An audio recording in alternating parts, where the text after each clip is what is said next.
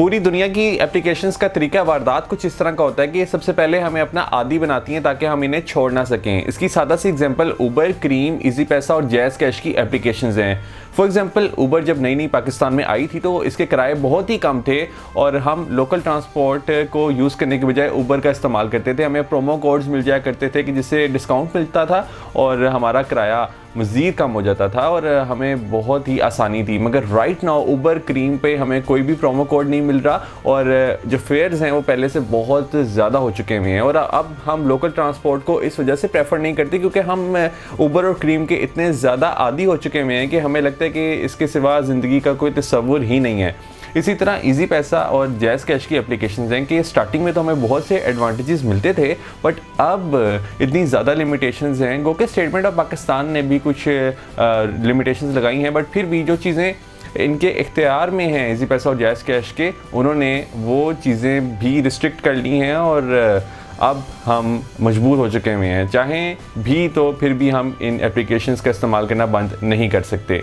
अच्छा जी, अब ये जो व्हाट्सएप के प्राइवेसी इश्यूज़ के ऊपर बहुत ज़्यादा बातें हो रही हैं आजकल, तो गेम दरअसल है ये कि ये सब कुछ पहले भी हो रहा था बट अब सिंपली फेसबुक और व्हाट्सएप और इंस्टाग्राम के मालिक ने ये डिसाइड किया कि क्यों ना इसे पब्लिक कर दिया जाए और यूज़र से ही एग्री करवा लिया जाए ताकि इन फ्यूचर अगर दोबारा अमेरिका की सेनेट मार्क ज़करबर्ग को कॉल करती है सेनेट में और उनसे सवालात करती है तो वो ये बता सकें कि जी यूज़र्स ने खुद एग्री किया था। कुछ अर्सा पहले भी फेसबुक के ऊपर जब सवालात उठे थे तो तब भी मार्क ज़करबर्ग को अमेरिका की सेनेट ने बुलाया था और इसी तरह के सवालात किए थे कि आप यूज़र्स की प्राइवेसी का ख्याल नहीं रखते। तब मार्क ज़करबर्ग ने कहा था कि जो फेसबुक के टर्म्स एंड कंडीशंस हैं, जब भी कोई नया यूज़र फेसबुक पे अकाउंट क्रिएट करने की कोशिश करता है तो वो उसे खुद ही क्लिक करता है, कहता है I agree to this terms and conditions. But Mark Zuckerberg कहते हैं कि कोई भी यूज़र उन टर्म्स एंड कंडीशंस को पढ़ना बॉदर ही नहीं करता और यही वजह है कि यूज़र्स को पता ही नहीं होता कि उनका कितना डाटा जा रहा है उनके पास। सो बेसिकली जब आप इंटरनेट की दुनिया में कदम रखते हैं दैन आपकी कोई भी चीज़ प्राइवेट नहीं रहती, वो तमाम चीज़ें कहीं ना कहीं एक्सेस हो रही होती हैं। बेसिकली मार्क ज़करबर्ग के माइंड में जो चल रहा है वो ये कि व्हाट्सएप पर भी एड्स शो करवाए जाएं जिस तरह फेसबुक और इंस्टाग्राम पे होता है कि वहाँ पर भी एड्स चलते हैं और इससे मार्क ज़करबर्ग अमीर से अमीर तरीन शख्स बनते चले जा रहे होते हैं।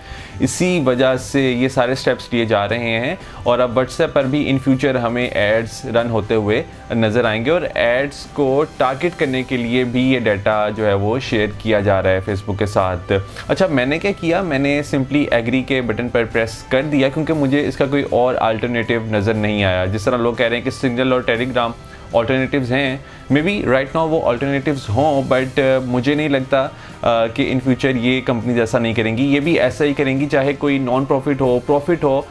हर इंसान और हर कंपनी की यही ख्वाहिश होती है कि उन्हें प्रॉफिट मिले, उन्हें फ़ायदा मिले, क्योंकि अगर हम किसी प्रोडक्ट के लिए पे नहीं कर रहे इसका मतलब ये है कि हम खुद प्रोडक्ट हैं।